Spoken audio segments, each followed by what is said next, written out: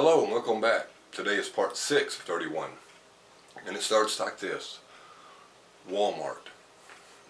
I turned around and I looked at the store, wondering how I ended up in the parking lot at night. I didn't even remember going to sleep, but I must have obviously, because I sure didn't drive there. Walmart would have been the last place I would have gone on a weekend. Close to the front door, I saw a smoky mist starting to swirl. It began to twist in a circle, forming into something. Within seconds, arms, legs, and a hand formed until there was a woman standing there wearing a bathrobe and rollers in her hair. Bunny slippers suddenly appeared on her feet, and she smiled, giving me a toothless grin. "Well, come on, we ain't got all night." Okay, this is getting strange. With a shrug, because why not, I headed towards the entrance, stepping in front of a car as it whipped around the corner. Grimacing, I sucked in a breath, waiting to be hit, but let out my breath in relief when it passed right through me. I was getting used to walking through walls and doors, yes, but that was just weird. Pushing reality out of my mind, I went to the woman and she turned and went into the store. "What are we doing here?" "Getting energy," she said without stopping. "Energy?"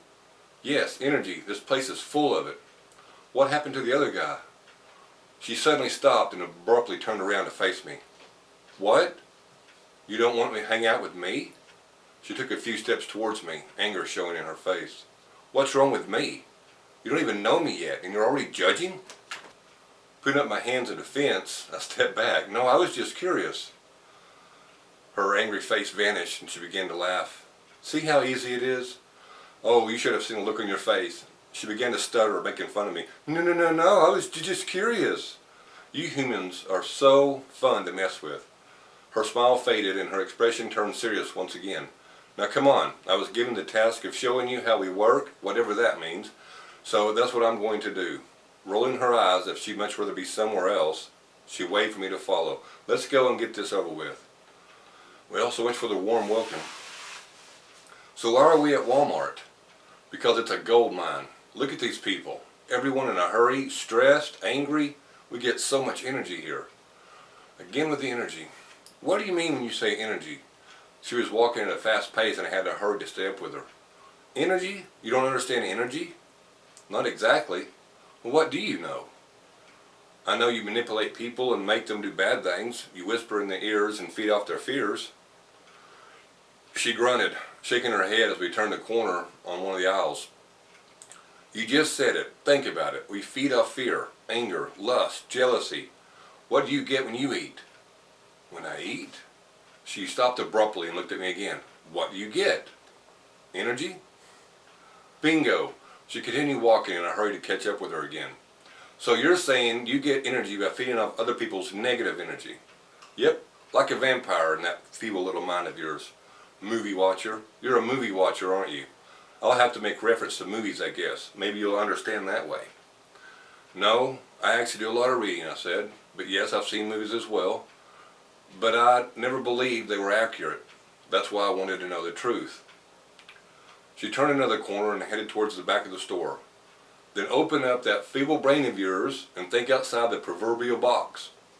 She laughed as we went through the double doors leading to the employees only section of the store. "Oh, that's what I have to do, isn't it?" "What do you mean?" She stopped again and looked at me. Even though she had the shape of a person and sounded like a woman, her eyes was as black as night, emotionless, soulless. "I have to undo what others like us have done to you, unteach you." "I'm not understanding." She said, "Our job is to keep you blind. Help them live in a bubble, a little world of their own making, with our help of course. Make them sheep in a way, follow without knowing that they are following. And we have obviously done this to you too, but somehow you broke out. Saw something different." She put her finger on her chin. "How did you break out anyway?" I had no clue how to answer that question. I'm not sure. I just one day realized something wasn't right, so I started asking questions. Things didn't make... She cut me off. "Questions!" "Oh, that explains it." She turned and continued walking. "You're not supposed to ask questions. Or I mean, we are supposed to do our job to keep people from asking questions. That's where you screwed up." "Screwed up? It sounds like to help me wake up." She waved her hand in the air and brushed away the comment. "Woke up, screwed up, whatever. It's all the same to us. When you sheep wake up, it's because we screwed up somehow. But don't worry, we all learn from our mistakes, right? She went through the door to the employees' lounge, and I followed. Okay, she said, stopping just inside the door. Let's see how to explain this. What are we doing in here? I looked around the room. There was a couple of tables and a few employees sitting around. Some were on their phones, others were eating and talking. I need to focus, she said. How to explain this? How to explain it? She hopped up onto one of the tables and stared down at a person tapping on his phone. Whatever he was writing didn't seem to be of interest to her, so she turned to the two women talking at another table. Those two over there. Come here, you. You can call me James. Ah, James. Thank you. Yes, I'll call you James since you have given me permission. I suddenly felt a sick feeling coming over me. What do you mean? Spinning around, she gave me a toothless grin again. Because names are important, and once you give us permission to use it, we do. But we'll get back to that later.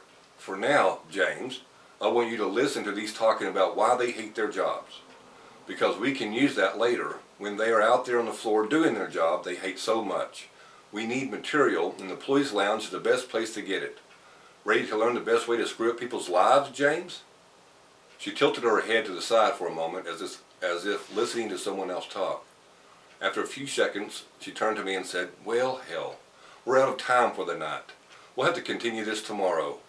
She grinned at me and said, see you tomorrow, James, with a snap of her fingers. I sat in the bed with a gasp. I'm not exactly sure what is going on or why each of our meetings are so short, but I know one thing for sure. This is getting stranger by the day, or the night, however you want to look at it. And that's it for this one. Thank you again for watching, and I'll see you on episode 7.